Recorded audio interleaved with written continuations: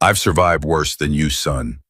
Those were the last words Eli Mercer heard before realizing he just made the biggest mistake of his life. Because the blonde woman standing in front of him, the one he'd shot 3 hours ago, wasn't trembling, wasn't begging, wasn't even bleeding anymore. She was smiling. And behind her, 240 Harley-Davidson motorcycles idled in the darkness like a mechanical heartbeat waiting for her signal.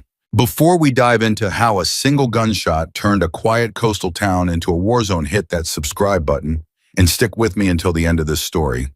Drop a comment telling me what city you are watching from. I want to see how far this story travels. Trust me, you won't believe where this goes. The glass door of Murphy's Diner swung shut behind Damon Hayes at exactly 6:47 p.m. on October 18th, 2024. He didn't notice the cold. 30 years on a Harley had burned the chill out of his bones. What he noticed was the smell of fried onions, diesel exhaust, and the salt air rolling in from Blackwater Bay. Home smells, safe smells. Steal you riding out tonight or what?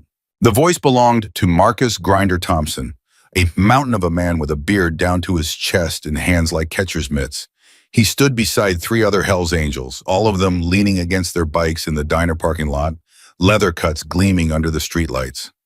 "Nah," Damon said, fishing a toothpick from his pocket. "Told Sarah I'd be home by 8. Kid's got a soccer game tomorrow." Grinder laughed, a sound like gravel in a blender. "Domestic life's making you soft, brother." "Soft's keeping me alive," Damon shot back. "You should try it." That's when he saw her. Blonde hair pulled back in a ponytail, army surplus jacket, 2 grocery bags in her hands. She was crossing the street about 50 yards down, heading toward the apartment complex on the north side of Harbor Road. Damon didn't know her name yet. Didn't know she'd spent 12 years as a combat medic. Didn't know she'd pulled 19 soldiers out of burning vehicles in Kandahar. All he knew was that she moved different. Head up, eyes scanning, weight distributed like she was ready to react. Military, he thought. Definitely military. Then he saw the gun. It happened in the space between heartbeats. A figure in a dark hoodie stepped out from the alley between the diner and the hardware store. Right hand coming up, moonlight catching on black metal. Damon's brain screamed, "Run," but his legs wouldn't move. 30 years of riding hard hadn't prepared him for this. For the casual inevitability of a gun barrel rising to point at his chest from 20 feet away. He was going to die in a diner parking lot in Blackwater Bay, Washington. He was never going to see his daughter's soccer game.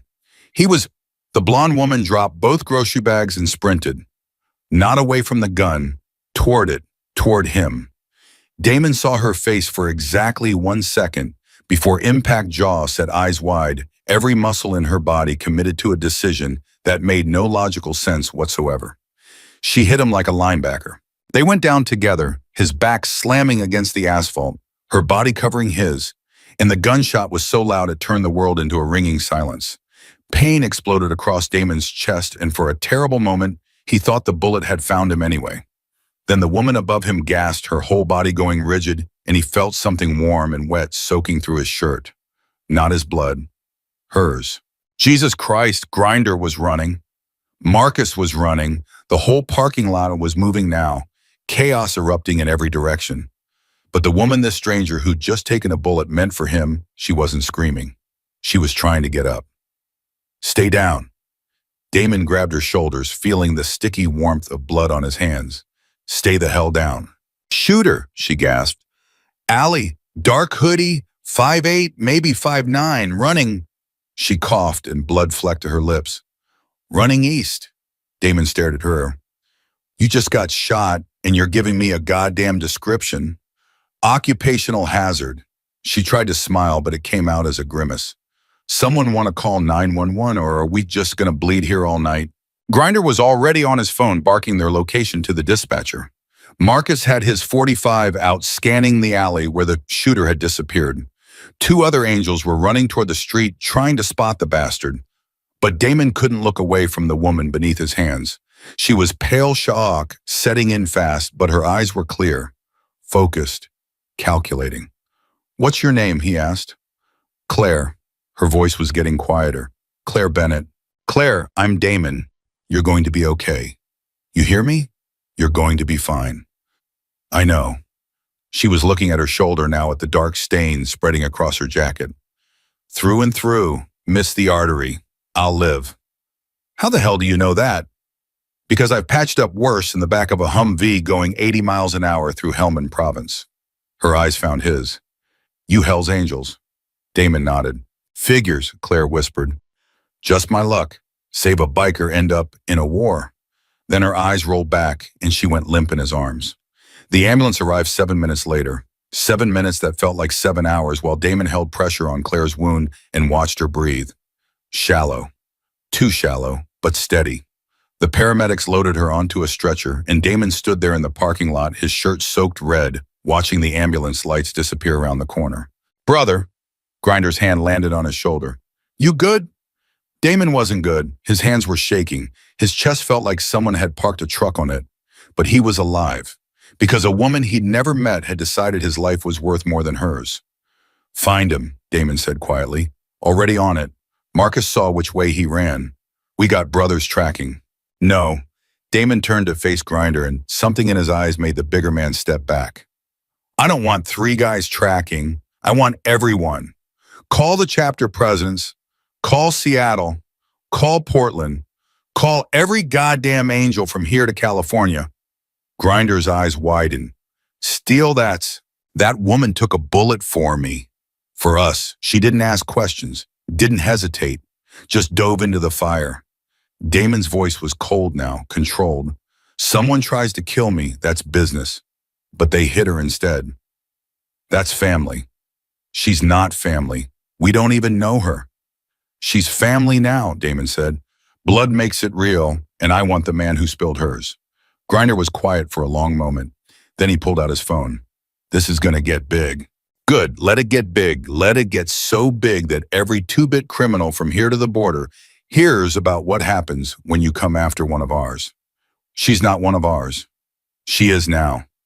By 9 p.m., the word had spread through the Hells Angels network like wildfire through dry brush. Phone calls, text messages, encrypted apps lighting up across 3 states. A veteran took a bullet for Steele Hayes in Blackwater Bay. Someone tried to kill a brother and hit a civilian instead. A woman, a soldier, someone who'd served her country and came home to peace only to get shot saving a stranger. The response was immediate. In Seattle, chapter president Thomas Reaper Morrison shut down a card game and told his boys to fuel up. In Portland, VP Jackson Smoke Williams interrupted his daughter's birthday party to make calls. In Eugene, Tacoma, Spokane, Bellingham, from urban chapters to rural crews to nomads who hadn't seen a clubhouse in months, the message was the same. Ride to Blackwater Bay, now. By 10 p.m., the first out-of-town bikes started rolling in, 5 from Seattle, 8 from Portland. A dozen nomads who'd been camping near Mount Rainier. By 11 p.m., Harbor Road looked like a motorcycle convention. Harleys lined both sides of the street. Leather cuts with different chapter patches, mixing together. Men who normally operated in their own territories now standing side by side, unified by one simple fact. Someone had tried to kill one of theirs and hit a hero instead. Damon stood in the parking lot of Murphy's Diner, now roped off with police tape, and watched the bikes arrive. Every engine that rumbled into town felt like a promise, like thunder building before a storm. 200 and counting, Grinder said beside him. This is the biggest gathering we've had since the national run in 2008. Damon didn't respond. He was watching the hospital across the street where Claire Bennett was in surgery. The doctors had said she'd live, said the bullet had passed clean through her shoulder, missing major vessels. Said she was lucky. Lucky. Damon didn't believe in luck anymore. He believed in choices. And Claire had made a choice that saved his life at the cost of her own blood. That kind of choice demanded an answer. Boss? Marcus jogged up, phone in hand. We got something. One of our guys, Paulie from the South chapter, he was working the docks today. Says he saw Eli Mercer hanging around the shipyards this afternoon. Mercer, Damon's jaw tightened. The piece of shit who's been running guns for the Scorpions. Same one. Word is he's been trying to prove himself. Wants to be a made man with their crew. So he decides to take a shot at a Hell's Angel to earn his patch. Damon's laugh was bitter. Goddamn amateur. Gets better, Marcus continued. Paulie says Mercer's been staying at a scrap yard out near Cedar Creek. Old place owned by the Scorpions. They use it to strip bikes and store contraband. How many scorpions? We talking? Maybe a dozen at the yard, but they got connections. They call for backup. We could be looking at a full-on war. Damon looked around at the 200 bikers now filling the streets of Blackwater Bay, at the leather and chrome and loyalty, at the brothers who dropped everything to ride through the night because one of their own had been targeted. Let them call, he said quietly. Let them bring everyone they got. At midnight, Damon walked into Sacred Heart Hospital through the emergency entrance. The nurse at the desk took one look at his blood-stained shirt and leather cut and reached for the phone. I'm here to see Claire Bennett, Damon said before she could dial. The woman who got shot tonight. The nurse hesitated. Are you family? Yes, it wasn't technically true, but after tonight it felt true enough. The nurse studied him for a long moment, then pointed down the hallway. Third floor, room 312. She's out of surgery but still sedated. Damon rode the elevator alone, watching the numbers climb. When he reached the third floor, he found Claire's room at the end of a quiet corridor. She was asleep. An IV drip fed into her left arm. Her right shoulder was wrapped in thick bandages and her face was pale against the white pillow. But she was breathing, steady and strong. Damon pulled a chair up beside the bed and sat down. He didn't know what to say. Didn't know how to thank someone for saving your life when thank you felt like the smallest, most inadequate words in the English language. So he just sat there, watching her breathe, watching the monitors beep, watching this stranger who'd become something more. You're an idiot, you know that. The voice was weak but clear. Damon's head snapped up. Claire's eyes were open, unfocused but aware. You should be resting, he said. You should be at home with your family, not sitting in a hospital room with the moron who tackled you. That moron saved my life. Claire's lips twitched. Reflex, saw a gun, saw a target. Old habits. Old habits like taking bullets for strangers. Old habits like protecting people who can't protect themselves. She tried to shift in the bed and winced. Jesus, forgot how much gunshots hurt. You've been shot before. Twice? Fallujah in 2009, Kandahar in 12. This one's actually cleaner than both of those. Damon stared at her. You're insane. I'm a medic. We don't think. We just react. Her eyes focused on I now, really seeing him for the first time. You okay? Am I? Damon couldn't finish the sentence. You took a bullet for me, and you're asking if I'm okay. You look pretty shook up when I hit you. Wanted to make sure you didn't have a heart attack or something. Despite everything, Damon laughed. Yeah, I'm fine, thanks to you. Claire was quiet for a moment. Then the shooter. Did they catch him? Not yet, but we will. We, my brothers, the club, they were coming in from all over. How many brothers we talking? Last count about 240. Claire's eyes widened. Jesus Christ, over family. And like it or not, you're family now. I'm not a biker. You're a soldier who took a bullet for a brother. That's closer than blood. Damon leaned forward. The man who shot you, his name is Eli Mercer, small-time gun runner trying to earn his way into a rival crew. We know where he is, and we're going to end this. Claire was quiet for a long time. When she finally spoke, her voice was different, harder. When you find him, I want to be there. You just got out of surgery. I don't care. He took his shot. I want to look him in the eye when you take yours. Damon studied her face, the set of her jaw, the steel in her eyes. This wasn't bravado. This wasn't shock talking. This was a soldier who understood that some debts could only be paid in person. Okay, he said finally. When we ride, you ride with us. Claire nodded once, then her eyes drifted closed again. The pain meds were pulling her back under. Damon stood up to leave, but before he reached the door, Claire's voice stopped him. Damon, yeah, thank you for not treating me like I'm fragile. Anyone who sprints toward a gunshot isn't fragile, Damon said. You're a warrior, and warriors deserve respect. He left her sleeping and took the elevator back down to the parking lot where 240 Harleys waited in the darkness like a promise of thunder. Grinder met him at the entrance. Well, she wants in, Damon said. When we find Mercer, she rides with us. She can barely stand. She's a combat medic who's been shot 3 times and lived. I think she can handle one more fight. Grinder shook his head, but he was smiling. This is going to be one hell of a story. It already is, Damon said. Now let's go finish it. At 1 a.m., Damon stood before 240 brothers in the parking lot of Murphy's Diner. The police had given up trying to control the crowd. The whole street was bikes and leather and barely contained rage. "Listen up," Damon's voice cut through the rumble of idling engines. "Most of you don't know me personally. Different chapters, different territories. But tonight we're all the same.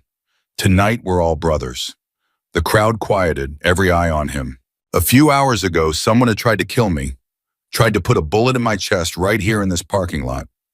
But they didn't succeed. You know why? Because a woman, a veteran who served 12 years in combat zones, saw what was about to happen and made a choice. She didn't know me, didn't owe me anything, but she ran into that bullet anyway." Damon paused, letting the weight of those words sink in. "Her name is Claire Bennett, and right now she's lying in a hospital bed with a hole in her shoulder because she decided my life was worth saving. That kind of courage, that kind of sacrifice. That's what we're supposed to be about. That's what this patch means." He tapped his chest where the Hells Angels insignia sat over his heart.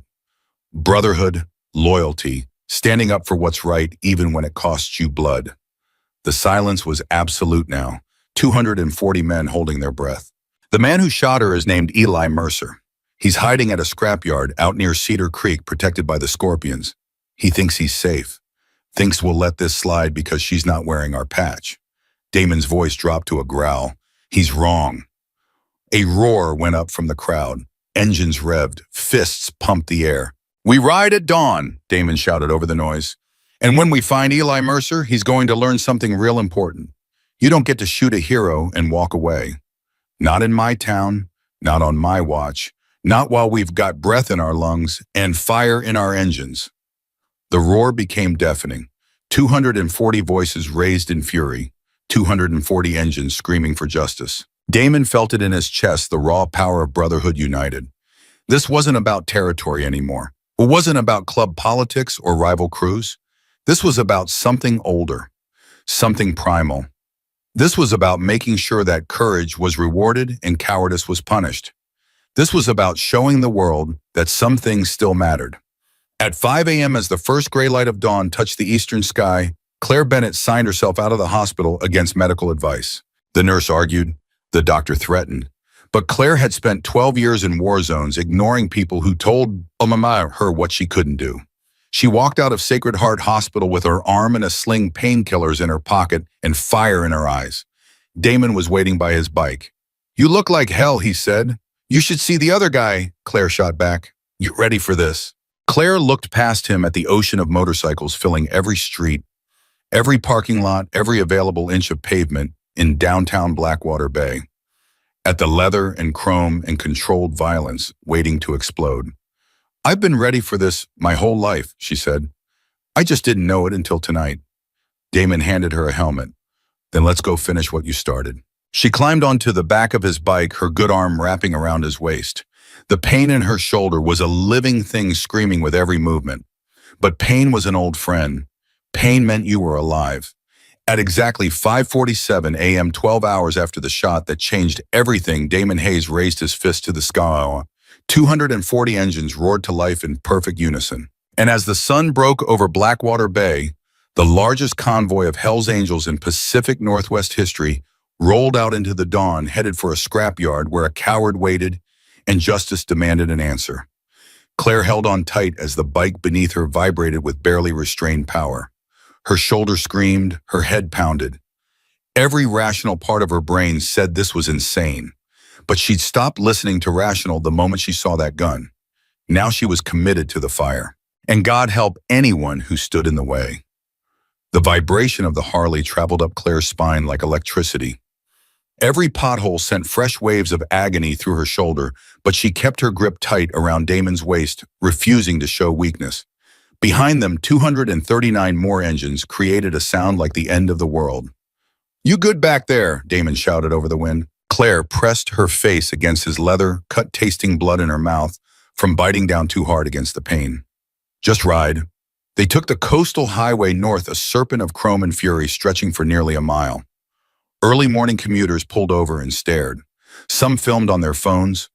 Others just watched with their mouths open as the convoy thundered past. Grinder rode up alongside them, his massive frame dwarfing his bike. Cedar Creek's 20 minutes out. You want us to hit them all at once or scout first? All at once, Damon called back. No warning, no mercy. What about police? They'll stay back. They always do when we ride in numbers like this. Claire felt Damon's body tense beneath her arm. He was coiled tight, ready to explode. She understood that feeling, had lived with it for 12 years in uniform. The moment before action, when your whole body became a weapon waiting to be unleashed. Damon, she shouted, when we get there, let me talk to him first. The hell you will, you can barely stand. That's exactly why it'll work. He thinks he won this. Let him see what he actually hit. Damon was quiet for 3 heartbeats. Then he nodded once, sharp and decisive. They passed a gas station where a teenage clerk stood frozen with a coffee pot in his hand, watching the bikes roll by. An old man on the sidewalk actually saluted. A woman in a minivan pulled out her phone and started live streaming. This is going viral, Claire muttered. Good, Damon said. Let the whole world watch what happens when you come after family. The word hit Claire harder than she expected. Family. She hadn't had family in 8 years. Not since her parents died in a car crash while she was deployed. Not since she came home to an empty house and realized the army was the only home she had left. And now she was riding with 240 bikers who decided her blood made her one of them. The absurdity of it should have made her laugh. Instead, it made her want to cry. They turned off the highway onto a rural railroad that cut through dense forest. The morning sun barely penetrated the canopy, leaving them in a twilight that felt like riding through a dream or a nightmare. Marcus pulled up on Damon's other side, his .45 visible in a shoulder holster. Got word from our scout, 12 scorpions at the yard, maybe more inside the buildings. They know we're coming. How? Someone posted video of us leaving town. It's already got 50,000 views. Claire felt Damon curse under his breath. Changes nothing. We still outnumber them 20-1. Unless they called for backup. Then we outnumber the backup too. They rode in silence for another 5 minutes before the trees began to thin. Up ahead, Claire could see the scrapyard, a sprawling wasteland of rusted metal and broken vehicles surrounded by a chain-link fence topped with barbed wire. And standing at the gate, exactly as promised, were the scorpions. Damon raised his fist and the entire convoy slowed, engines dropping to an idle rumble that sounded like distant thunder. The lead bikes formed a line facing the gate, while the others fanned out in a semicircle that completely surrounded the property. Claire climbed off Damon's bike, ignoring the screaming pain in her shoulder. Her legs were shaky, but she locked her knees and stood tall. The scorpions watched them with the nervous energy of men who knew they were outmatched but had nowhere to run. Their leader, a scarred man with a shaved head and neck tattoos, stepped forward. This is private property, Hayes. You got no business here. I got plenty of business here, Vic. Damon's voice was cold. You got a rat named Eli Mercer hiding somewhere in this junkyard, and I want him. Vic's eyes flicked to Claire, taking in her sling and pale face. She the one who got shot. She's the one who took a bullet meant for Mithikamesin, which makes her family, which makes Eli Mercer a dead man walking. We don't know nothing about no shooting. Bullshit. Marcus stepped forward, his hand resting on his pistol. We got 3 witnesses who saw Mercer at the docks yesterday bragging about earning his patch with scorpion blood. And we got security footage from the hardware store showing him in that alley with a gun. Vic's jaw tightened. Even if that's true, you can't just roll up here with an army and demand, watch me. Damon cut him off. Here's what's going to happen. You're going to bring Eli Mercer out here right now, or we're going to come in there and get him ourselves. And if we have to come in, we're going through every single one of you to do it. The silence that followed was absolute. Even the engines seemed to quiet, waiting for Vic's response. You're talking about war, Vic said finally. No, war is what happens if you don't give him up. This is justice. Claire took a step forward, her boots crunching on gravel. Every eye turned to her. I just want to talk to him, she said quietly. 5 minutes, that's all. Vic stared at her. You're the vet. 12 years Army, combat medic, 3 tours. Claire's voice didn't waver. I've pulled men out of burning trucks. I've held pressure on wounds that should have been fatal. I've watched brothers die in my arms. And last night I took a bullet for a stranger because it was the right thing to do. She took another step forward, closing the distance between herself and Vic. Eli Mercer shot me because he wanted to prove something, because he thought killing a Hell's Angel would make him a man. Claire's voice hardened. I want 5 minutes to show him what kind of man he actually is. Vic looked past her at the ocean of bikes and leather, at 240 men who'd ridden through the night for one purpose, at the sheer overwhelming force of Brotherhood unified. 5 minutes, he said finally. Then he's yours. Vic turned and walked back through the gate. 2 other scorpions followed him into a corrugated metal building at the center of the yard. You sure about this? Damon asked Claire. No, but I'm doing it anyway. That's the most honest thing anyone said all morning. They waited in tense silence. Claire focused on her breathing, using the pain in her shoulder as an anchor. Pain meant alive. Pain meant standing. Pain meant facing the man who'd tried to take both away from her. The door to the building opened, and 3 figures emerged. Eli Mercer looked exactly like what he was, a scared kid playing at being dangerous. Maybe 25 at most, thin and wiry, with the kind of face that probably got overlooked in every room he'd ever entered. When he saw Claire, he actually smiled. You're supposed to be dead, he said. Claire felt every muscle in her body go rigid. Behind her, she heard Damon take a step forward, but she held up her good hand. Disappointed, she asked. Eli shrugged. Just surprised. I aimed for center mass. Figured you'd bleed out before the ambulance arrived. You figured wrong. I've survived worse than you on my worst day. Doesn't matter. I still made my point. Shot at a Hell's Angel and lived to tell about it. You shot a veteran who was walking home with groceries, Claire corrected. And the only reason you're alive right now is because 240 bikers are letting you breathe long enough for me to look you in the eye. For the first time, genuine fear flashed across Eli's face. He glanced at the bikes surrounding the yard, at the men standing beside them like an army waiting for orders. They won't do nothing, he said, but his voice had lost its edge. Cops are probably already on the way. Cops won't get here for another 20 minutes minimum, Damon said. Plenty of time. Eli's eyes darted between Claire and Damon. Time for what? That depends on you, Claire said. She took another step forward, close enough now to see the sweat on Eli's forehead. I want to know why. Why me? Why that moment? Why did you decide my life was worth throwing away for some bullshit gang initiation? It wasn't personal. You put a bullet in my shoulder. It's pretty goddamn personal. Eli looked away, unable to hold her gaze. I needed to prove myself. Scorpion said if I wanted in, I had to do something big. Take out a Hell's Angel. Show I had the stones. So you picked the one standing alone in a parking lot. Opportunity? Cowardice. Claire's voice cut like a blade. You didn't challenge him to a fair fight. You didn't give him a chance to defend himself. You hid in an alley with a gun and waited for the perfect moment to shoot him in the back. That's strategy. That's being a coward. Claire stepped even closer until she was inches from Eli's face. You want to know what bravery looks like? I saw a stranger about to die, and I ran toward the danger. Not away from it, toward it, because that's what soldiers do. That's what real men and women do. We stand between the innocent and the harm, even when it costs us everything. Eli's jaw was trembling now. What do you want from me? I want you to understand what you did. You didn't just shoot me. You created a ripple effect that brought 240 warriors from across 3 states.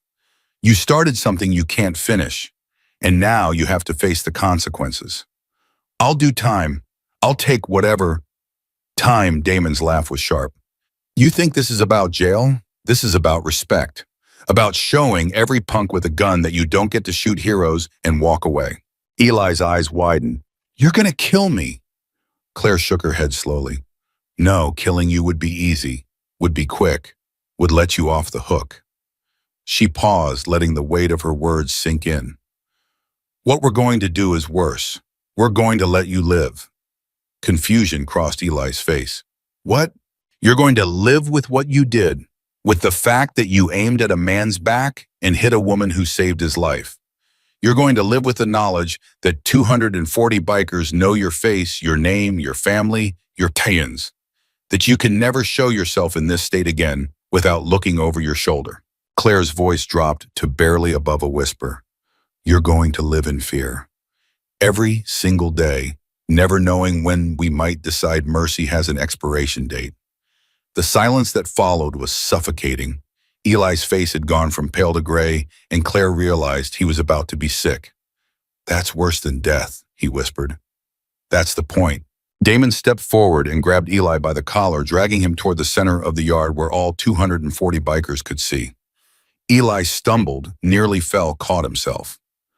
"Listen up," Damon's voice carried across the scrapyard like a whip crack.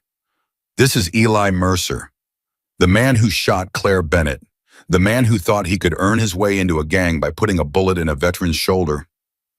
The crowd stirred a low rumble of anger building.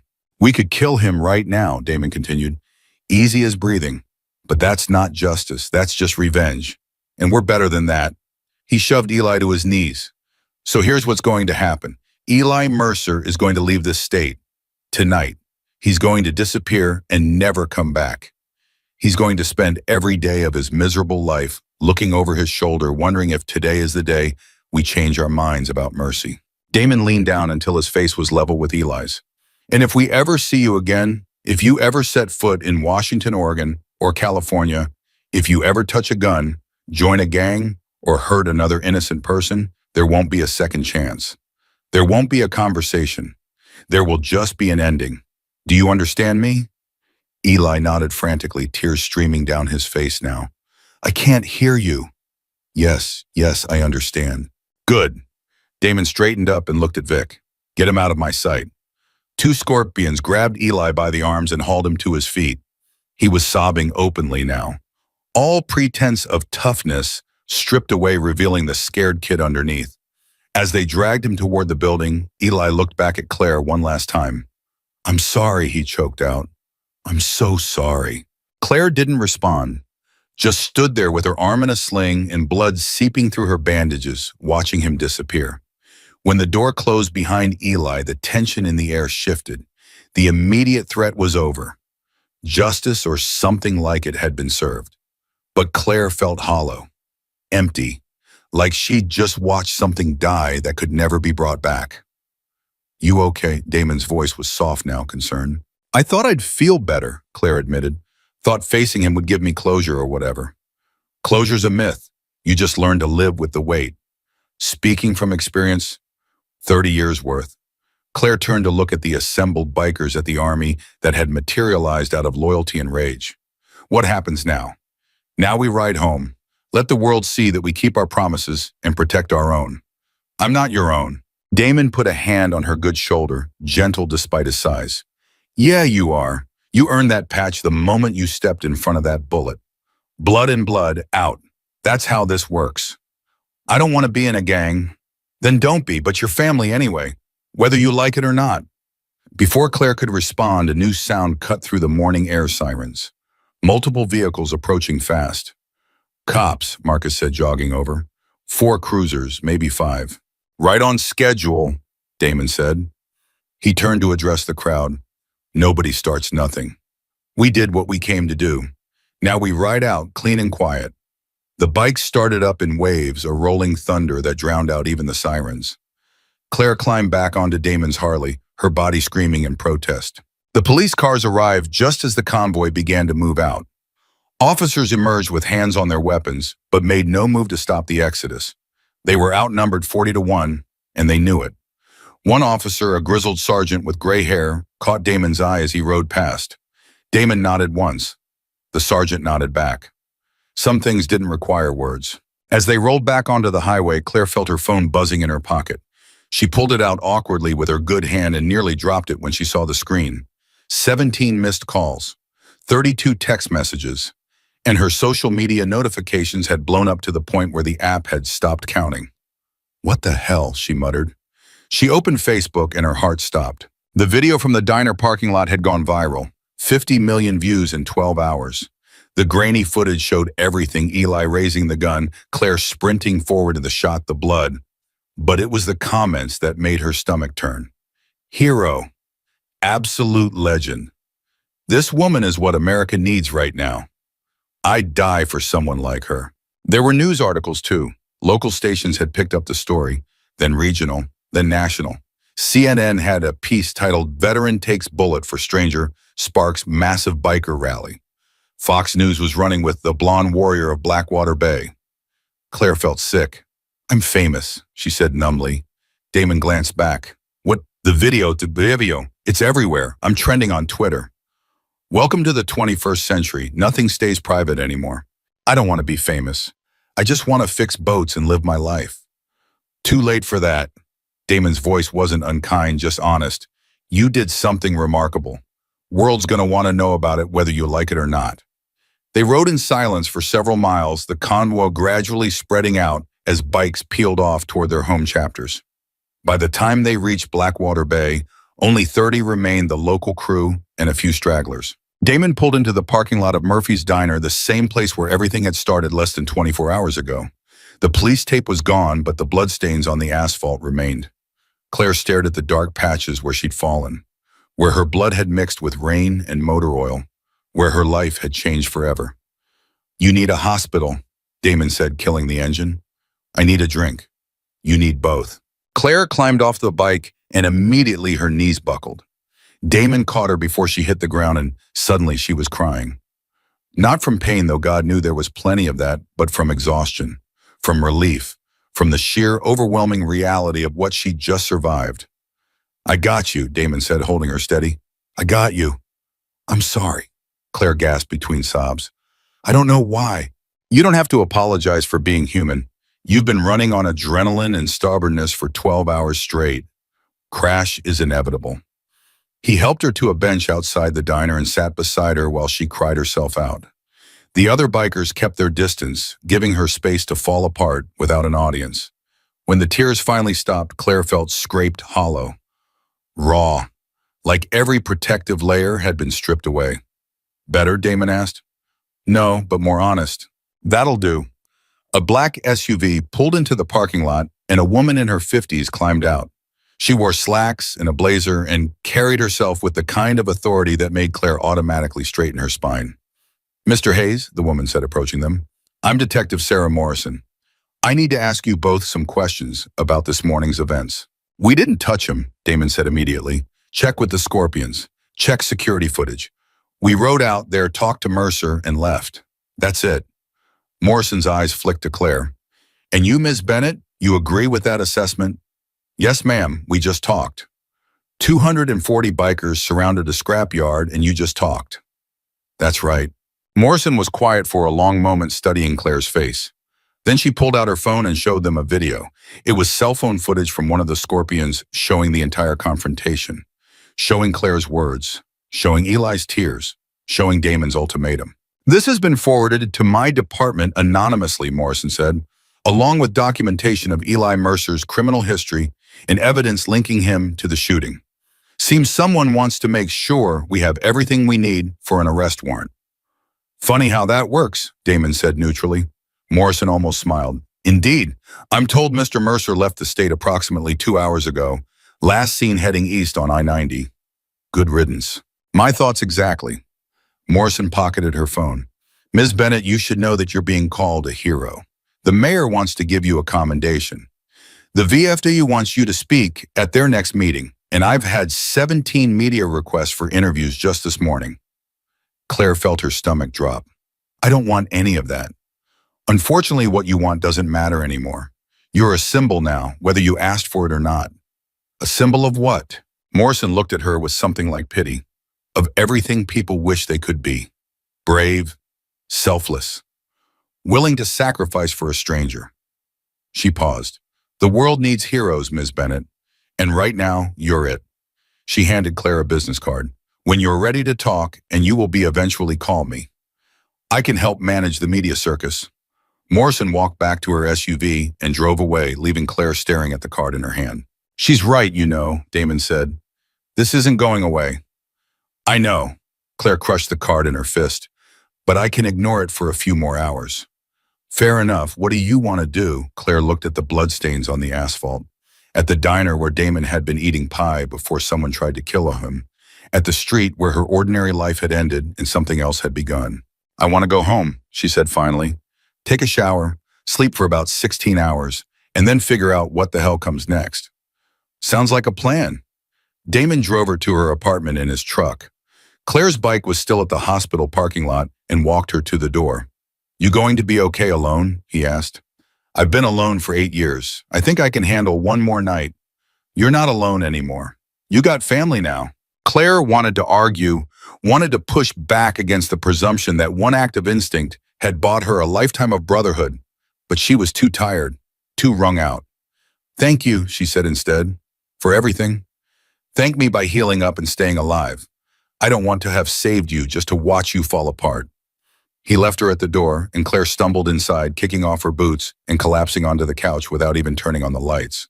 Her phone was still buzzing with notifications. Messages from old army buddies, friend requests from strangers, interview requests from news outlets. She turned it off and threw it across the room. In the darkness of her apartment, Claire finally let herself feel the full weight of what had happened. The fear, the pain, the absurdity of becoming a viral hero for doing what any decent person should have done. But beneath it all was something else, something she hadn't felt in 8 years. Purpose. She'd spent nearly a decade drifting, working odd jobs, fixing boats, trying to forget what it felt like to matter. And then in one moment of instinct, she'd mattered again, had saved a life, had started a movement, had become family to people she'd never met. Claire closed her eyes and let sleep take her, knowing that when she woke up, nothing would ever be the same again. The pounding on Claire's door started at 6 a.m., 3 hours after she'd finally fallen asleep. She jerked awake, her shoulder exploding with fresh pain as she moved too fast. For a disoriented moment, she thought she was back in Kandahar, that the pounding was mortars hitting the compound. Then reality crashed back and she remembered. The shooting, the convoy, Eli Mercer's terrified face. The pounding continued. Claire Bennett, this is Channel 7 News. We'd love to talk to you about your heroic actions. Claire's blood went cold. She stayed frozen on the couch, barely breathing, hoping they'd give up and leave. They didn't. Ms. Bennett, the whole country wants to hear your story. Just 5 minutes of your time. More voices joined the first. Different stations, different reporters, all of them wanting the same thing: to turn her private moment of instinct into public entertainment. Claire grabbed her phone off the floor where she'd thrown it and powered it on. Immediately, it started buzzing with notifications, but she ignored them all and called the only number that mattered. Damon answered on the second ring. You okay? There are reporters outside my apartment, at least 6 of them. Shit, stay inside, I'm sending someone over. Damon, I can't live like this. I can't hide in my own home because... You won't have to. Just give me 20 minutes. He hung up before she could argue. Claire limped to the bathroom and caught sight of herself in the mirror. Her face was pale, dark circles under her eyes. Her shoulder bandage had bled through during the night, leaving a rust-colored stain. She looked like exactly what she was: a woman who'd been shot less than 24 hours ago and refused to stay in the hospital. She managed to shower using one hand and plastic wrap to keep the bandage dry. By the time she emerged, the pounding had stopped. Cautiously, Claire crept to the window and peered through the blinds. The reporters were still there, but now they were kept back by a line of motorcycles. 8 Hells Angels stood between Claire's door and the media, arms crossed, faces impassive. Grinder caught her eye through the window and gave a small nod. Claire felt something break loose in her chest. These men, strangers 48 hours ago, were now standing guard outside her apartment like she was precious cargo. Her phone rang. Damon again. You see them? He asked. Yeah, how long are they staying? Long as it takes. Marcus is bringing food. Jenny's coming over with fresh bandages, and I'm working on getting you out of there without the vultures following. I have a job, Damon. I have to open the shop by 9. Not today, you don't. Called your boss. Told him you're taking medical leave. Claire's jaw tightened. You had no right to. You got shot saving my life. I got every right to make sure you heal properly. His voice softened. Let us help you, Claire. You spent 12 years taking care of everyone else. Let someone take care of you for once. Claire wanted to argue, wanted to insist she was fine, that she didn't need help, that she could handle this on her own.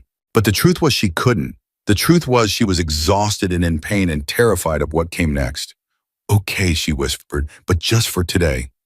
We'll start with today and see where it goes. 20 minutes later, there was a gentle knock at her door. Not the aggressive pounding of reporters, but the careful tap of someone who understood boundaries. Claire opened it to find a woman in her early 40s with kind eyes and graying hair pulled back in a braid. I'm Jenny, she said, holding up a medical bag. Grinder's wife, used to be an ER nurse before I got smart and quit. Mind if I check that shoulder? Claire stepped aside and let her in.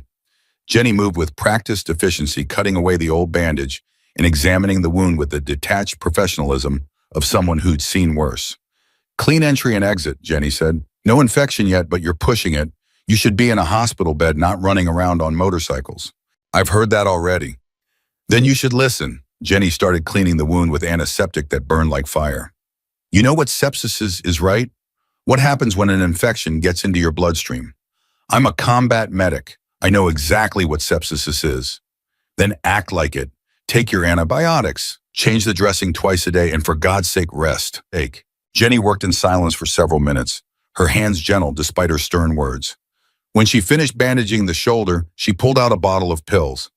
Painkillers, real ones, not the over-the-counter stuff. Take them when you need them. Don't try to tough it out. I don't like pills.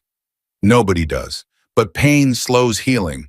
Your body needs to rest, not fight a war against itself. Claire accepted the bottle reluctantly. Thank you. Don't thank me. Just heal. Jenny packed up her supplies. And Claire, what you did out there, taking that bullet, that was either the bravest or stupidest thing I've ever heard. Haven't decided which yet. Can it be both?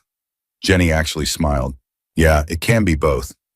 After Jenny left, Marcus arrived with enough food to feed a small army. Sandwiches, fruit pasta salad, and what looked like an entire pie. Grinder's mom cooked, Marcus explained, setting the bags on Claire's tiny kitchen counter. Said any woman tough enough to take a bullet deserves a proper meal. I don't even know Grinder's mom. You do now. She's already claiming you as a granddaughter. Told me to tell you she expects you for Sunday dinner next week. Claire felt tears prick her eyes and blinked them back furiously.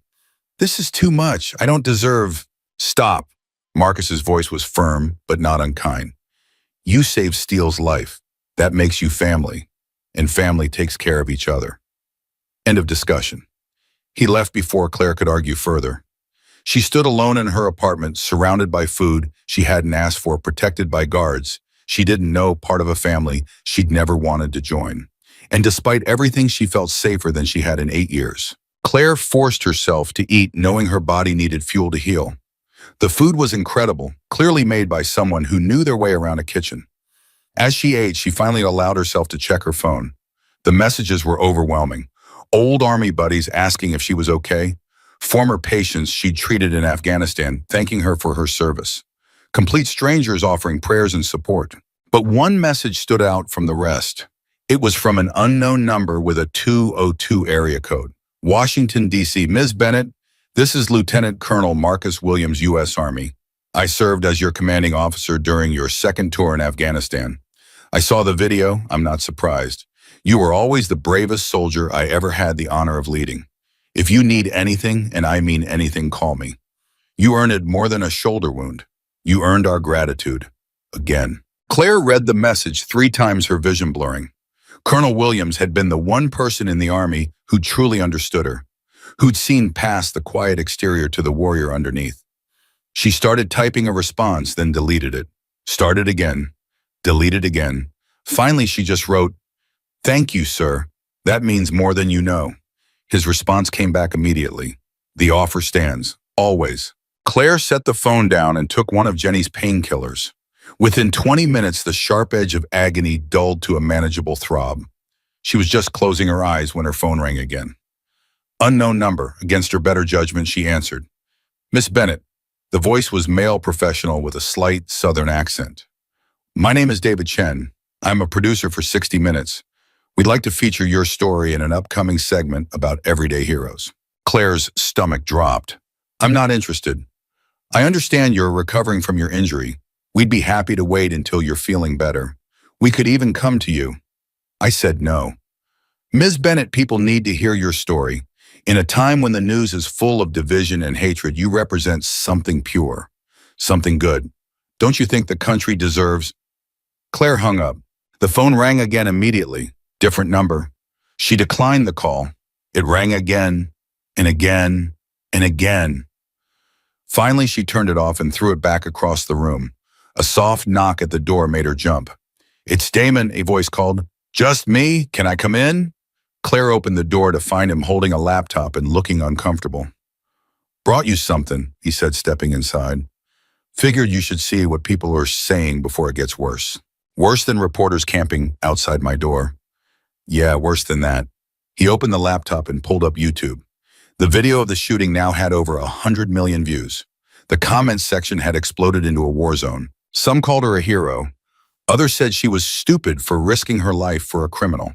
A few claimed the whole thing was staged, and a disturbing number were making her into some kind of political symbol, proof that veterans were being failed by the system, evidence of American courage ammunition for whatever agenda they wanted to push. This is a nightmare, Claire whispered. It gets worse. Damon clicked to another tab. Someone doxed you, posted your address, your phone number, your employment history. It's been shared about 50,000 times. Claire felt the room tilt. They what? We're working on getting it taken down, but it's like playing whack-a-mole. Disappears from one site and pops up on 3 others. So everyone knows where I live. Everyone can find me. Yeah, which is why we need to move you. Claire's head snapped up. No, this is my home. I'm not running. You're not running. You're being smart. Right now you got reporters outside. Tomorrow it could be obsessed fans. Next week it could be someone who disagrees with what you did and wants to make a point. You're being paranoid. I'm being realistic. You're famous now, Claire, and famous people are targets. Claire wanted to scream, wanted to throw something, wanted to turn back time to 2 days ago when she was just a mechanic who fixed boats and lived quietly and didn't have to worry about strangers knowing her address. Where would I even go? She asked, defeated. I got a cabin about 40 miles north, up in the mountains, off the grid. No internet, no cell service, just peace and quiet while this dies down. It's not going to die down. Maybe not, but it'll evolve. Right now you're fresh news. Give it a few weeks and something else will grab people's attention. Some celebrity scandal or political disaster. You'll fade into the background. And if I don't, Damon was quiet for a long moment, then we deal with it when it happens. But right now, today, you need space to heal without cameras in your face. Claire looked around her small apartment, at the life she'd built from nothing, at the independence she'd fought so hard to maintain. Then she looked at the laptop screen at the comments from strangers dissecting her choices, claiming to know her motivations, turning her into something she wasn't. How soon can we leave? She asked. Hour. Pack light. Bring clothes, medications, anything you can't live without for a few weeks. My boss is going to fire me. Already talked to him. You're on medical leave with full pay. He saw the video, said you're welcome back whenever you're ready. Claire wanted to feel grateful. Instead, she just felt hollow, like her life had been taken over by forces beyond her control, and she was just along for the ride. She packed a duffel bag with shaking hands. Clothes, toiletries, the photo of her parents she kept on the nightstand, her father's dog tags from Vietnam. When she emerged from the bedroom, Damon was on his phone arguing with someone. I don't care what the network wants. She's not doing interviews, not now, maybe not ever. A pause, because she's a human being, not a content farm. Find someone else to exploit. He hung up and saw Claire watching.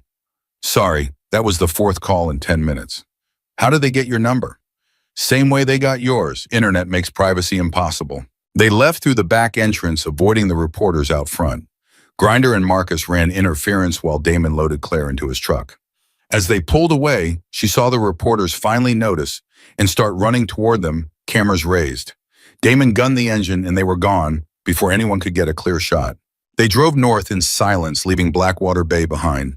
The further they got from town, the tighter Claire's chest became. She was running, hiding, letting fear dictate her choices. I hate this, she said finally. I know. I spent 12 years in war zones, faced down enemy fire, pulled people out of hell, and now I'm running from reporters like some scared kid. You're not running. You're making a tactical retreat. Big difference. Feels the same. Damon was quiet for several miles. Then, you know what I learned in 30 years with the club? Sometimes the bravest thing you can do is walk away from a fight you can't win. Reporters want a story. You give them access, they'll bleed you dry. You disappear for a while, they'll move on to easier targets. And if they don't, then you deal with it from a position of strength, on your terms, not theirs. They turned off the main highway onto a dirt road that wound up into the mountains. The trees closed in around them, thick and dark, blocking out the afternoon sun. After another 20 minutes, Damon pulled up to a small cabin nestled in a clearing. It was simple, just one room with a loft, a wood stove, and windows that looked out over a valley that seemed to stretch forever. "No neighbors for 5 miles," Damon said, killing the engine. "No internet, no cell service, just you and the forest." Claire climbed out of the truck, her shoulder screaming in protest. The air was different up here. Cleaner, quieter. The only sounds were wind through the trees and the distant call of a hawk. "I stocked the kitchen yesterday," Damon said, carrying her bag inside. "Got firewood stacked out back. Generator if you need power, but try to use it sparingly.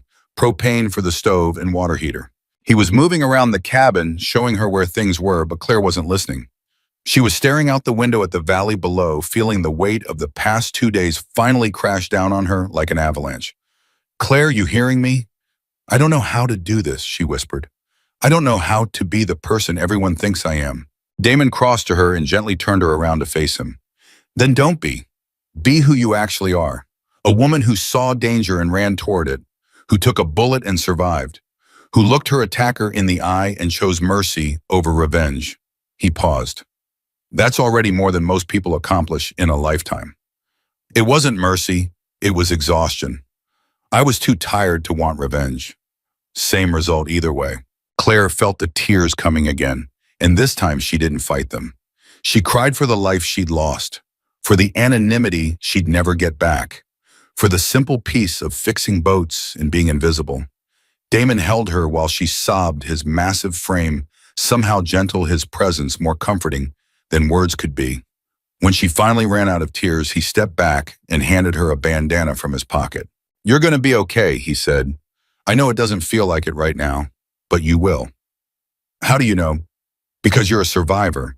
I've seen enough people in my life to know the difference between someone who breaks and someone who bends. You bend, and that means you'll snap back."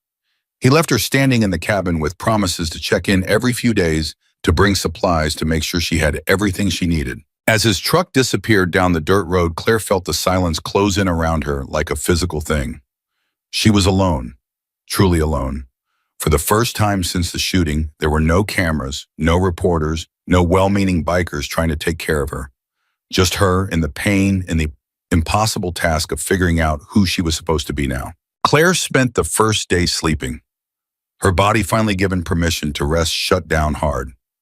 She woke only to take painkillers and drink water before falling back into dreamless oblivion. The second day she was restless. She paced the cabin despite the pain, feeling trapped by the 4 walls, even though she'd come here voluntarily. By the third day, she was ready to climb out of her skin. That's when she found the journal. It was sitting on the small desk by the window, a leather-bound notebook with blank pages and a pen tucked into the spine. A note was paper-clipped to the front in Damon's handwriting. "Sometimes writing it down helps more than talking it out. D." Claire stared at the journal for a full hour before finally opening it. She started writing and couldn't stop. Everything poured out: the fear when she saw the gun, the impact of hitting Damon, the white-hot agony of the bullet, the strange calm that had settled over her in the hospital. She wrote about facing Eli, about the convoy, about the reporters and the fame and the overwhelming sense that her life had been hijacked. She filled 20 pages in one sitting. When she finally set the pen down, her hand was cramping and her shoulder was throbbing. But her head felt clearer than it had in days. The journal became her lifeline. Every morning she woke and wrote. Every evening before bed, she wrote. The pages filled with questions she couldn't answer and fears she couldn't voice, and a growing understanding that her life would never return to what it had been. On the 5th day, Damon returned with groceries and news. "Eli Mercer's been arrested," he said, setting bags on the counter. "Picked up in Montana trying to cross into Canada. They're extraditing him back to Washington to face charges." Claire felt nothing. Good. There's more. The Scorpions have fallen apart. Vic and 3 others turned state's evidence. Gave up names, locations, everything. DA saying it's the biggest gang bust in state history. Because I got shot. Because Eli shot you, and we made enough noise that the cops couldn't ignore it anymore. Damon studied her face. How you holding up? I'm healing. That's not what I asked. Claire closed the journal she'd been writing in. I don't know how to answer that question anymore. Some days I'm fine. Other days I can't get out of bed. Most days I'm just angry. That who? Everyone. Eli for shooting me. You for making me family. The reporters for turning me into a symbol. Myself for being stupid enough to run toward a gun. That wasn't stupid. That was heroic. Heroic and stupid aren't mutually exclusive. Damon pulled out a chair and sat down across from her. You want to know what I think? Not particularly. I think you're punishing yourself for surviving. You spent 12 years in war zones watching people die. Good people. Young people. People who deserve to make it home just as much as you did. And you're still here while they're not. Claire's hands were shaking. You don't know anything about... I know survivor's guilt when I see it. I lost 6 brothers in 20 years with the club. 6 men who were riding beside me one day and gone the next. And for years I asked myself why I got to live when they didn't. What made me special? What made me worth saving? What did you figure out? That there is no answer. Life's random. Death's random. The only choice we get is what we do with the time we're given. He leaned forward. You were given a second chance when that bullet missed your heart. And you can either waste it hiding in the mountains feeling guilty, or you can figure out what you want to do with it. I don't know what I want. Then start small. What do you want for dinner? Despite everything, Claire almost smiled. Steak, medium rare. Now we're getting somewhere. Damon stayed for dinner cooking steaks on the cabin's tiny propane grill, while Claire sat on the porch and watched the sunset over the valley. They ate in comfortable silence, and for the first time in days, Claire felt something approaching peace. After he left, she opened the journal and wrote a single sentence. Maybe surviving is enough for now. The breaking point came on day 9. Claire was chopping firewood behind the cabin against Jenny's explicit orders when she heard the sound of an approaching vehicle. Not Damon's truck, something smaller, faster. She dropped the axe and moved to the side of the cabin where she could see the driveway without being seen. Her shoulder screamed in protest, but adrenaline overrode the pain. A silver sedan pulled into the clearing. A woman in her 30s climbed out expensive camera around her neck. Press credentials dangling from a lanyard. Claire's blood turned to ice. They'd found her. The reporter knocked on the front door. Ms. Bennett, I'm Rachel Torres from the Seattle Times. I just want to talk. 5 minutes of your time. Claire stayed frozen behind the cabin, barely breathing. I know you're here.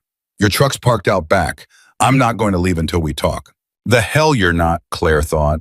She moved quietly to the woodpile and grabbed the axe, keeping it low but ready. Ms. Bennett, people deserve to know your story. The real story, not what the cable news networks are selling. You're being used as a political football, and you don't even know it. That made Claire pause. She edged closer to the corner of the cabin. The right wing's calling you proof that veterans are ignored by liberal elites. The left's using you to push gun control. Neither side cares about you as a person. They just want you as a symbol. Rachel's voice softened. I want to tell your actual story, in your own words. No spin, no agenda, just truth. Claire stepped around the corner, axe visible. How did you find me? Rachel didn't flinch at the weapon. I'm a reporter. Finding people is literally my job. That's not an answer. I followed Damon Hayes when he drove up here 3 days ago.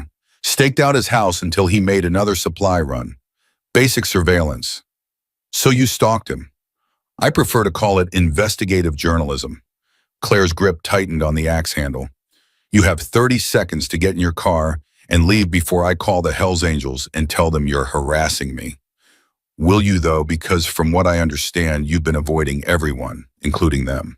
The observation hit too close to home. Claire's jaw clenched. 20 seconds. Rachel held up her hands in surrender but didn't move toward her car. I get it. You want privacy. You want your old life back. But that's not happening. The story's already out there. The question is who gets to tell it, tabloid reporters who'll make you look like either a saint or a psycho, or someone who'll actually listen. I don't want anyone telling it. I want to be left alone. then you're going to be disappointed because this story has legs. It's got heroism, violence, redemption, and a mysterious blonde veteran who vanished into the mountains. You're a legend now, whether you like it or not. Claire felt something snap inside her. 9 days of isolation, pain, and suppressed rage came flooding out in a single explosion of words. You want the truth? Fine. Here's the truth. I saw a gun and I reacted. That's it. No noble intentions, no heroic sacrifice. Just muscle memory from 12 years of training. I didn't think. I didn't choose. I just moved. Her voice was shaking now. And now my life is destroyed because I couldn't turn off the soldier in my head for one goddamn second. Rachel's eyes were sharp, calculating. That's the opening line right there. That's real. I'm not giving you a goddamn opening line. Why not? What are you afraid of? I'm not afraid of anything. Bullshit. You're terrified. I can see it all over your face. Rachel took a step closer despite the axe. You're scared that if people hear your real story, they'll realize you're not the perfect hero they've built up in their heads. That you're just a woman who made a split-second decision and now you're drowning in the consequences. Claire wanted to scream, wanted to throw the axe at this smug reporter who thought she understood anything about what Claire was going through. Instead, she lowered the weapon and said quietly, "Get out." Claire, I said get out now before I change my mind about calling Damon. Rachel studied her for a long moment, then reached into her pocket and pulled out a business card. She set it on the porch railing. When you're ready to talk, and you will be, eventually call me. I promise I'll tell your story the right way. She climbed back into her sedan and drove away, leaving nothing but dust and Claire's barely contained fury. Claire stood there for 10 minutes after the car disappeared, gripping the axe so hard her knuckles were white. Then she walked to the porch, picked up Rachel's business card, and threw it into the wood stove. But the reporter's words stayed with her like a splinter under the skin. You're being used as a political football, and you don't even know it. That night, Claire broke her own rules and hiked to the ridge where she could get cell service. She powered on her phone and immediately regretted it. 417 new messages, 63 voicemails. Her social media accounts, which she hadn't checked in days, were flooded with comments and tags and shares. But worse were the articles. Blonde veteran proves America still has heroes. Fox News opinion piece using her to criticize the current administration's veteran policies. The Blackwater Bay shooting exposes America's gun violence epidemic. MSNBC segment barely mentioning Claire while pushing legislation. Woman who saved biker is perfect example of toxic masculinity in female form. Think piece from a feminist blog arguing that Claire's actions reinforce dangerous gender stereotypes. Rachel had been right. Everyone was using her, twisting her actions to fit whatever narrative they needed. Claire felt sick. She was about to turn off the phone when a text came through from a number she didn't recognize. I know you're hiding and I don't blame you, but there's something you need to know. Check your email. You're not going to like it.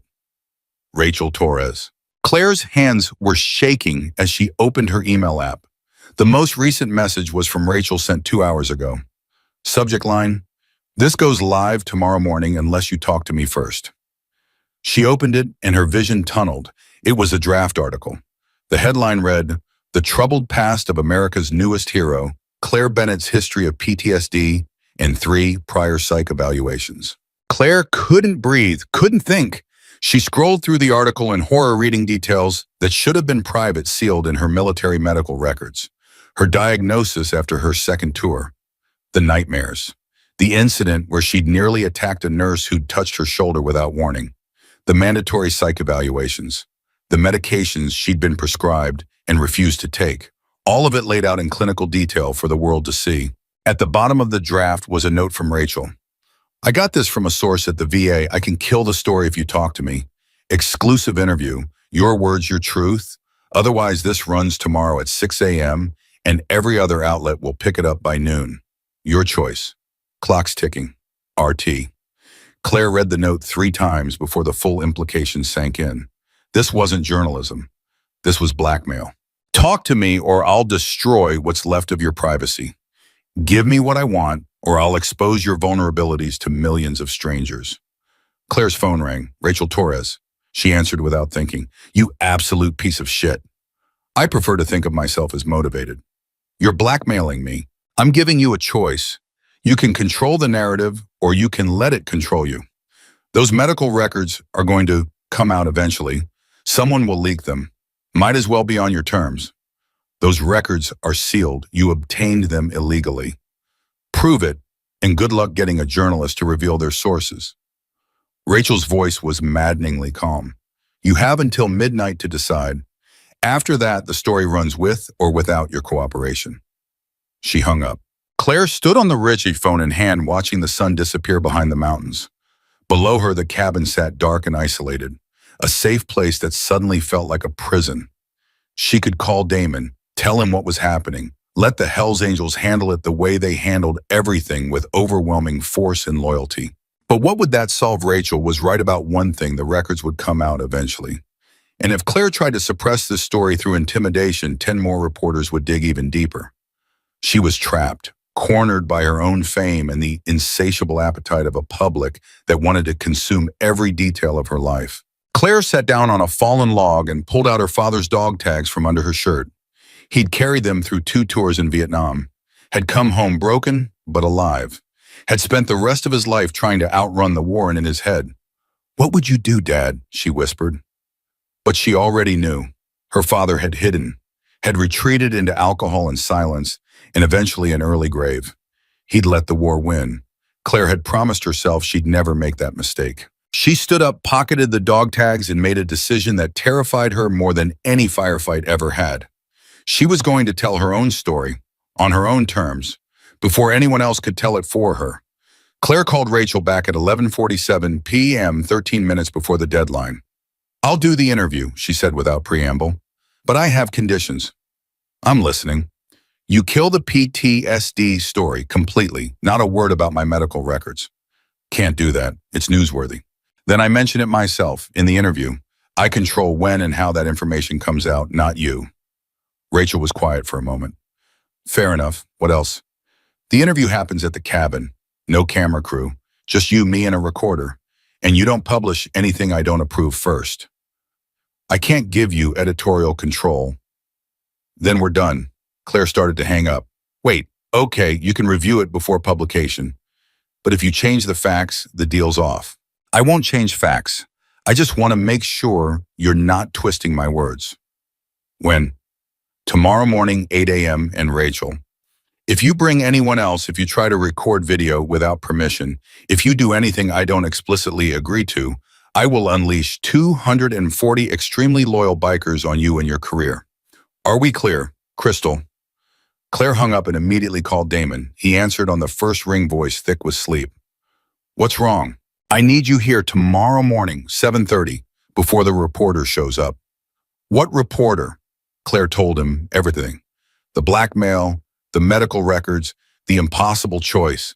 When she finished, Damon was silent for so long that she thought he'd hung up.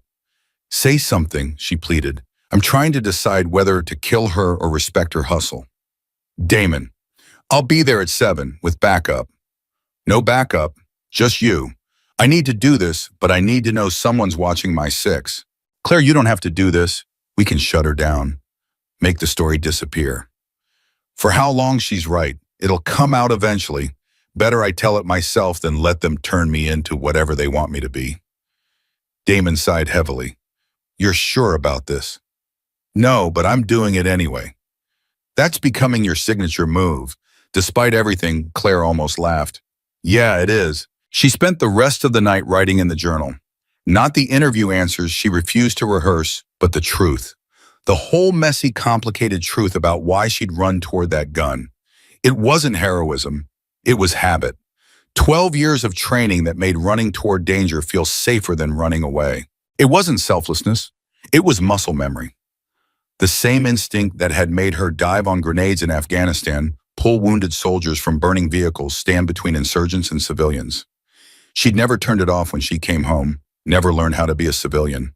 The soldier in her head was still at war, still scanning for threats, still ready to sacrifice herself at a moment's notice. And that night in this parking lot, when she saw that gun, every alarm in her combat-trained brain had screamed threat, and her body had moved before her conscious mind could question it. There was no nobility in it, just programming. The question was whether the American public was ready for that truth. Damon arrived at 7:23 a.m. in his truck, alone as promised. He found Claire sitting on the porch steps drinking coffee and looking like she hadn't slept. "You look like hell," he said. "I feel like hell." He sat down beside her, and for a while they just watched the morning mist burn off the valley. "You know you don't owe anyone your story, right?" Damon said finally. "You don't owe them explanations or justifications or anything else." "I know, but if I don't tell it, someone else will. At least this way it's the truth. Your truth, not the whole truth. Nobody gets that but you." Claire turned to look at him. "What would you do if you were me?" Damon thought for a long moment. "I'd probably tell them all to go to hell and disappear for real. Change my name. Move to Montana. Start over. But I'm not you, and you're not built to run forever. You're built to stand and fight even when you shouldn't." He smiled slightly. "It's what makes you dangerous and valuable." "I don't feel dangerous. I feel scared. Scared people do the bravest things because they do it despite the fear, not without it." Rachel Torres's silver sedan pulled up at exactly 8 a.m. She emerged carrying nothing but a small digital recorder and a leather notebook. "Ms. Bennett, Mr. Hayes," she nodded to each of them. "Thank you for agreeing to this. Let's get something straight," Damon said, standing up and using every inch of his considerable height. "You hurt her with this story, you twist her words, you publish anything she doesn't approve, and I will make it my personal mission to ensure you never work in journalism again. Clear?" Rachel met his gaze without flinching. "Clear. But I should tell you I've been threatened by people scarier than bikers. I'm still here because I tell the truth, and the truth protects itself." "The truth can be a weapon," Claire said quietly, "and weapons hurt people. I should know." Rachel's expression softened slightly. "I'm not here to hurt you. I'm here to give you a voice. Everyone says that right before they betray you. Then I guess I'll have to prove I'm different." They went inside. Claire sat in the worn armchair by the window. Rachel took the wooden chair across from her. Damon leaned against the wall by the door, arms crossed, a silent sentinel. Rachel set the recorder on the table between them, but didn't turn it on yet. "Before we start," she said, "I want you to know I killed the PTSD story completely. It's gone." Claire's eyes narrowed. "Why?" "Because you're right. Your medical records are your business, and using them as blackmail was wrong." Rachel looked genuinely uncomfortable for the first time. "I got desperate, wanted the story so badly I stopped thinking about the person behind it. I'm sorry." The apology caught Claire off guard. "You're still going to write about me, though." "Yeah, but only what you choose to tell me. Nothing more."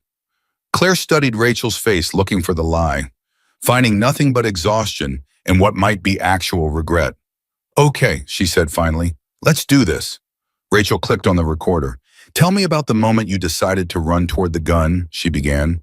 And Claire, for the first time since it happened, told the complete truth. She talked about seeing Damon in the parking lot, about the flash of metal in the alley, about the way time seemed to slow and speed up simultaneously. "I didn't decide anything," Claire said. "Decision implies choice, implies thought. There was none of that. I saw a weapon aimed at a person and my training kicked in. In Afghanistan, when you see a threat, you engage. You don't wait. You don't analyze. You act." So it was instinct. It was programming. 12 years of it, and I couldn't turn it off even though I've been home for 8 years. "Do you regret it?" Claire was quiet for a long time. "I regret that it happened at all. I regret that some kid thought shooting a stranger would make him a man. I regret that I got famous for doing what any decent person should do. But do I regret saving Damon's life?" She glanced at him. "No, never." "What about the PTSD?" Rachel asked gently. "I know I said I wouldn't publish your records, but you mentioned earlier you wanted to address it yourself." Claire's hands tightened on the armrests. This was the moment. The choice between continuing to hide or stepping into brutal honesty. "I was diagnosed with PTSD after my second tour," she said, her voice steady despite the fear. "I didn't accept the diagnosis at first. Thought it meant I was weak, broken, so I refused treatment, refused medication. Just kept pushing forward because that's what soldiers do. And now I understand that PTSD isn't weakness. It's what happens when your brain tries to process things it was never designed to handle. Combat, death, the constant threat of violence. Your mind adapts to survive, and when the threat is gone, the adaptations remain. Is that why you ran toward the gun? Because your mind still thought you were in combat? Partly, but also because somewhere in my programming, protecting others became more important than protecting myself, and that's a hard thing to unlearn. Rachel was quiet processing. Then, what do you want people to know? If you could say one thing to everyone watching this story unfold, what would it be? Claire looked out the window at the valley below, at the peace she'd found in isolation, at the life that was waiting for her when she was ready to reclaim it. I'd tell them I'm not a hero, she said finally. I'm just a soldier who never learned how to stop being one. And if that makes me brave, then bravery and damage are the same thing. Because the only reason I could run toward that gun is because I've been running toward danger so long, I forgot how to run toward safety. She turned back to Rachel. I tell them that war doesn't end when you come home. It follows you, lives in your bones, shows up in parking lots and grocery stores and moments when normal people see danger and run away, and broken soldiers see danger and run toward it because that's all we know how to do anymore. Her voice cracked. And I'd tell them that if they want to call me a hero for being damaged in a very specific way, then they better be ready to take care of all the other damaged veterans out there who don't get viral videos and news coverage when they do brave things every single day just by staying alive. The silence that followed was absolute. Rachel's hands were shaking as she wrote notes. Damon's eyes were suspiciously bright, and Claire felt like she'd just torn open a wound she'd been protecting for 8 years. That's the story, Claire whispered. That's the truth. You can use it or lose it, but that's all I've got. Rachel reached over and turned off the recorder. That's everything I need, she said softly. Thank you for trusting me with this. Claire nodded, too exhausted to speak. Rachel packed up her equipment and headed for the door. But before she left, she turned back. For what it's worth, you're exactly the hero they think you are. You just don't realize it yet. Then she was gone, leaving Claire and Damon alone in the cabin with the weight of everything that had just been said. You okay? Damon asked. Ask me in a week. Fair enough. They sat together in silence as the morning sun climbed higher, burning away the mist and revealing the world below in sharp, unforgiving detail. Rachel's article went live 72 hours later at 6 a.m. on a Thursday morning. Claire knew because her phone, which she'd finally turned back on, started vibrating so violently it fell off the nightstand and woke her up. She grabbed it and saw the headline on the Seattle Times homepage. I'm not a hero. I'm just a soldier who never stopped fighting, the Claire Bennett interview. Her hands were shaking as she read her own words transformed into print. Rachel had kept her promise. Every quote was accurate, every detail approved. But seeing it there permanent in public made Claire's stomach turn. The article didn't paint her as a flawless hero. It showed her as damaged, honest, human. A woman still fighting a war that had ended 8 years ago. Within an hour, the story had been picked up by major outlets. CNN, Fox, MSNBC, The Washington Post. Everyone who'd been using her as a political symbol suddenly had to grapple with the fact that she was a real person with real trauma. The comments section exploded in ways Claire hadn't anticipated. Veterans started sharing their own stories, talking about PTSD, about the inability to turn off combat instincts, about feeling broken and heroic at the same time. This is the most honest thing I've read about coming home from war. Thank you for your service and your truth. I've been home for 6 years and I still can't walk through a parking lot without checking for threats. This article made me feel less alone.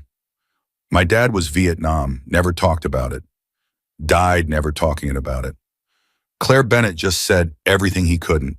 God bless her. Claire read comments until her vision blurred, tears streaming down her face. She'd expected judgment, expected people to use her admission of PTSD as proof she was unstable, dangerous, unreliable. Instead, they were thanking her for being honest, for putting words to things they'd felt but never expressed. Damon called at 8 a.m. You see it? Yeah, I see it. How you feeling? Terrified, relieved, like I just jumped out of a plane without checking if my parachute was packed. The parachute opened. You're getting nothing but support out here. I'm getting death threats too. Saw at least a dozen telling me I should have died in Afghanistan. Block them. They don't matter. They matter to me. Damon was quiet for a moment. You ready to come home? The question hit Claire harder than she expected. Home. She'd been hiding in the mountains for 2 weeks and part of her wanted to stay forever. Safe, isolated, protected. But another part, the part that had run toward that gun, knew that hiding wasn't living. Yeah, she said finally. I'm ready. I'll pick you up tomorrow morning. There is something you need to see first. What? You'll find out when you get here. He hung up before she could ask more questions. Claire spent her last day at the cabin packing up the journal she'd filled with painful honesty. Every page was a wound she'd torn open and examined. Every entry was a piece of herself she'd tried to understand. She left the cabin, cleaned the firewood, stacked the generator, topped off, ready for the next person who needed to disappear. As she stood on the porch, taking one last look at the valley, Claire realized she was different than when she'd arrived. Not healed healing took longer than 2 weeks, but maybe starting to accept that broken and brave could exist in the same body. Damon arrived at dawn with coffee and pastries from a bakery 2 hours away. Thought you could use real food, he said, handing her the bag. They ate in comfortable silence as he drove down the mountain, leaving the isolation behind. With every mile closer to Blackwater Bay, Claire's anxiety ratcheted higher. What's going to happen when we get there? She asked. You'll see. Damon, I swear to God, if you're throwing me a surprise party. It's not a party, trust me. They pulled into town just after 9 a.m. Claire expected to see reporters camped outside her apartment again. Expected chaos and cameras and people shouting her name. Instead, the streets were quiet, normal, like nothing had changed. Damon drove past her apartment and headed toward the harbor. He parked outside the marine repair shop where Claire had worked before her life exploded. Why are we here? She asked. Because someone wants to talk to you. Before Claire could respond, the shop door opened, and her boss, a gruff 60-year-old named Frank, who'd given her a job when no one else would, stepped out. Bennett, he said, you look like hell. Good to see you too, Frank. He crossed his arms, studying her the way he studied broken engines. You planning on coming back to work, or did fame make you too good for fixing boats? Claire felt tears prick her eyes. I thought you'd have replaced me by now. Can't replace you. You're the only one who knows how to deal with the Morrison's yacht engine without strangling them. He paused. Your job's waiting, whenever you're ready. No pressure, no timeline. Just showing up when you can. I don't know if I can do normal anymore. Normal's overrated anyway. Just come back when you're ready to get your hands dirty and stop thinking so much. Frank went back inside waiting for a response, leaving Claire staring at the shop with something that felt dangerously close to hope. That's not all, Damon said. He drove another 3 blocks and pulled up to a small building Claire had never noticed before. The sign read Blackwater Bay Veterans Resource Center, opening soon. Claire's breath caught. What is this? Your interview started something. People read about PTSD and veterans struggling and decided to do something about it. Local VFW chapter partnered with the town council. They're opening a resource center, counseling, job placement, support groups, all free for veterans. Because of me. Because of you being honest about your struggles. Made people realize how many veterans are out there suffering in silence. Claire climbed out of the truck and walked to the front door. Through the window, she could see construction happening inside. Fresh paint, new furniture, computers being set up. A handwritten sign in the window read, Grand Opening November 15th. All veterans welcome. No judgment, just support. They want you there for the opening, Damon said, coming up beside her room. Want you to cut the ribbon, give a speech. Claire's hands were shaking. I can't give speeches. I can barely string 2 sentences together without falling apart. Then fall apart. Show them it's okay to be broken and still show up. Before Claire could respond, a voice called out from down the street. Claire Bennett. She turned to see an older man approaching. He had to be in his 70s, wearing a Vietnam veteran baseball cap and using a cane. Yes, sir. The man stopped in front of her, his eyes bright with tears. I just wanted to shake your hand. My son served in Iraq, came home with PTSD, wouldn't get help, thought it made him weak. His voice cracked. He killed himself 3 years ago. and I've been angry at him ever since. Angry that he didn't ask for help, that he didn't trust us enough to let us in." He wiped his eyes with a shaking hand. "Then I read your interview, and I understood. He wasn't weak, he was programmed, just like you said, and he couldn't turn it off any more than you can." The man grabbed Claire's good hand and shook it firmly. "Thank you for helping me understand my boy, even if it's too late to save him." He walked away before Claire could respond, leaving her standing on the sidewalk with tears streaming down her face. "That's going to keep happening," Damon said quietly. "People seeing themselves in your story, finding meaning in your honesty. I don't want to be responsible for other people's healing. You're not responsible, you're just a mirror, reflecting back the truth they needed to hear." They drove to Claire's apartment next. The reporters were gone, but there was a pile of mail stacked outside her door. Letters, dozens of them, maybe hundreds. Claire carried them inside and sat on her couch, opening them one by one. Thank you letters from veterans, from families of veterans, from people who'd never served but understood struggle. A letter from a woman whose daughter had saved a stranger from a house fire and later died from her injuries. Reading about you helped me understand why she ran in when everyone else ran out. Thank you for giving me that closure. A letter from a teacher whose student had PTSD from childhood abuse. Your words about being programmed help me understand what he's going through. I'm getting him the help he needs now. A letter from an elderly woman who'd lost her husband in Korea. He never talked about the war, died with it locked inside. Your honesty would have meant everything to him. It means everything to me now. Claire read until her hands were shaking and her vision was blurred. Every letter was a piece of proof that her honesty had mattered, that her vulnerability had created space for others to be vulnerable too. The last letter was from Colonel Marcus Williams. The return address was Pentagon letterhead. Claire, I've spent 30 years in the Army watching soldiers sacrifice pieces of themselves for their country. But I've never seen anyone sacrifice their privacy and peace the way you just did. That interview took more courage than any firefight. You showed the world what real strength looks like, admitting you're broken and standing tall anyway. If you ever need anything, and I mean anything, you call me. You've earned more than gratitude. You've earned family. Semper Fi, Colonel Marcus Williams. Claire set the letter down and let herself cry. Not sad tears, not scared tears, just the overwhelming release of someone who'd been holding everything in for too long. Damon had left at some point, giving her privacy, but when the tears finally stopped, she found a note on her kitchen counter. Sunday dinner at Grinder's mom's house. 5 p.m., non-negotiable. She's already set a place for you. Welcome home, D. The next few days passed in a blur of activity that felt both foreign and familiar.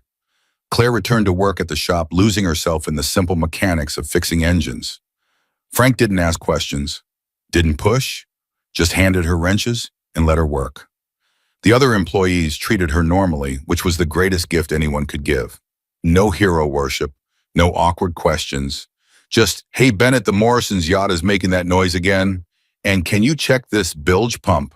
Claire fell back into routine and discovered that routine was healing in its own way.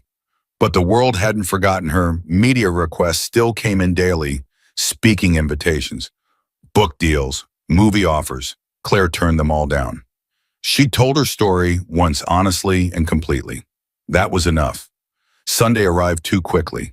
Claire stood outside a modest house in the suburbs, holding a store-bought pie and trying to work up the courage to knock. The door opened before she could. Grinder's mother, a tiny woman who couldn't be more than 5 feet tall, stood there beaming. You must be Claire, coming in. You're letting all the heat out. Inside the house was chaos. At least 20 people crowded into the living room and kitchen. Bikers and their families, kids running around, the smell of roasting meat and fresh bread. Everyone, Grinder's mother called out. This is Claire. Make her feel welcome. A chorus of greetings rang out. Handshakes, hugs. Someone handed Claire a beer. Someone else took her pie and disappeared into the kitchen with it. Damon appeared at her elbow. Told you it wasn't a party. This is definitely a party. Okay, fine, but it's a family party. Different thing. Jenny found Claire in the crowd and steered her to the kitchen where the women were gathered. How's the shoulder? Healing slowly. Good.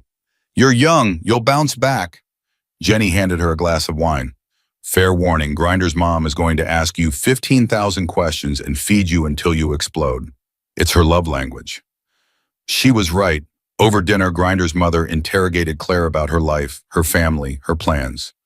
But it wasn't invasive. It was genuine interest from someone who decided Claire belonged, whether Claire agreed or not. After dinner, when the kids were playing outside and the adults were scattered around the living room, Damon pulled Claire aside. "I got something for you," he said. He handed her a small velvet box. Claire's eyes widened. "Damon, if you're proposing, Jesus Christ, no, just open it." Inside was a silver pendant, not a Hell's Angels insignia, not a military medal, just a simple design, two hands clasped in solidarity. "It's from all of us," Damon said quietly. "The chapter, the extended family, everyone who rode that night. We wanted you to have something to remember that you're not alone anymore." Claire's throat was tight. "I can't accept this." "Too bad. Already got your name engraved on the back." She flipped it over and read the inscription, "Claire Bennett, family by choice. October 18th, 2024. The tears came fast and hard. Damon pulled her into a hug while she sobbed against his leather cut. "I'm sorry," she choked out. "I'm sorry, I'm such a mess." "You're not a mess, you're human. There's a difference." When she finally pulled away, every eye in the room was on her. But they weren't judging. They were understanding. Because family meant accepting the broken pieces along with the whole ones. The grand opening of the Veterans Resource Center happened on a cold November morning with gray skies threatening rain.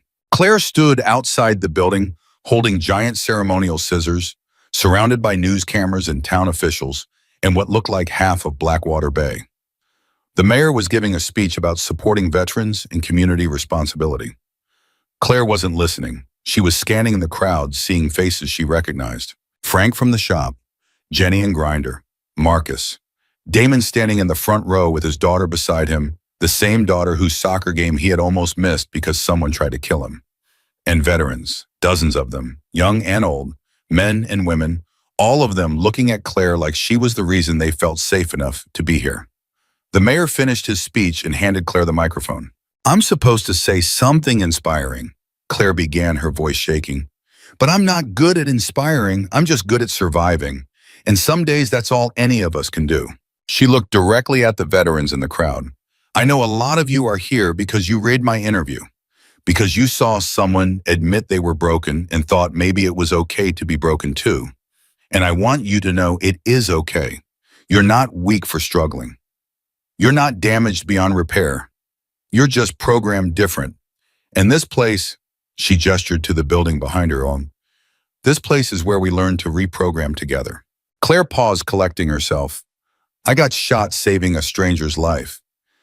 And everyone called me a hero, but the real heroes are the people who show up here today admitting they need help, because asking for help is harder than running toward any bullet." She raised the scissors. "So let's open this place and start helping each other. Because that's what we do. We stand up for each other. Even when it's hard, especially when it's hard." She cut the ribbon and the crowd erupted in applause. As people filed inside for the open house, an older veteran approached Claire. He was wearing a Korea War veteran hat and leaning heavily on a walker. "I never got help," he said quietly. "Spent 60 years trying to forget instead of heal. But my grandson just got back from Syria. And because of you, he's already signed up for counseling. You saved him from my mistakes." He saluted her, a shaky, imperfect salute from a body that had lived too long with invisible wounds. Claire saluted back, tears streaming down her face. That night, Claire sat on her apartment balcony watching the harbor lights reflect off the water. Her shoulder still ached. Her PTSD still flared. She still couldn't walk through parking lots without scanning for threats. But she wasn't hiding anymore. Wasn't pretending to be whole when she was broken. Wasn't ashamed of the programming that made her run toward danger. Because she'd learned something in the weeks since that gunshot changed everything. Broken people could still save lives. Damaged soldiers could still be heroes. And admitting you were struggling didn't make you weak, it made you honest. Her phone buzzed with a text from Damon. "Chapter meeting tomorrow night, you coming?" Claire smiled and typed back, "I'm not a biker." His response came immediately. "No, but your family. Big difference. See you at 7. She looked at the silver pendant hanging around her neck. Family by choice. Not by blood, not by obligation, but by the kind of loyalty that only came from standing together when the world tried to tear you apart. Claire had spent 8 years trying to leave the soldier behind, trying to be normal, trying to forget what war had programmed into her bones. But maybe the answer wasn't forgetting. Maybe it was accepting, using the programming for good instead of fighting it, running toward danger when it meant saving lives, standing up when everyone else sat down, being broken and brave at exactly the same time. Because that night in the parking lot when instinct had made her sprint toward a gun, she hadn't just saved Damon's life, she'd saved her own, had finally found a purpose that made sense, a family that understood, a reason to stop hiding and start living. The road had called her, and this time instead of running away, she'd answered. And as Claire sat there watching the lights dance on the water, she understood something she'd been too scared to admit before. She wasn't just a soldier who never stopped fighting. She was a warrior who'd finally found something worth fighting for. The truth that broken people deserved love. Damaged veterans deserved support, and heroes came in all forms, especially the ones who admitted they were struggling while still showing up to help others anyway. The bullet had torn through her shoulder, but it had also torn down the wall she'd built around her heart. And in the space left behind, something new had grown. Not healing, not yet, but hope. And hope was enough to start rebuilding a life worth living. Claire closed her eyes and let the harbor wind wash over her, carrying away the last remnants of shame and fear. Tomorrow she'd go to work, fix engines, attend the chapter meeting, continue being the complicated, damaged, brave person she'd always been, but had finally stopped apologizing for. Because the world didn't need perfect heroes. It needed honest ones. And Claire Bennett, broken soldier and reluctant legend, was finally ready to be exactly that.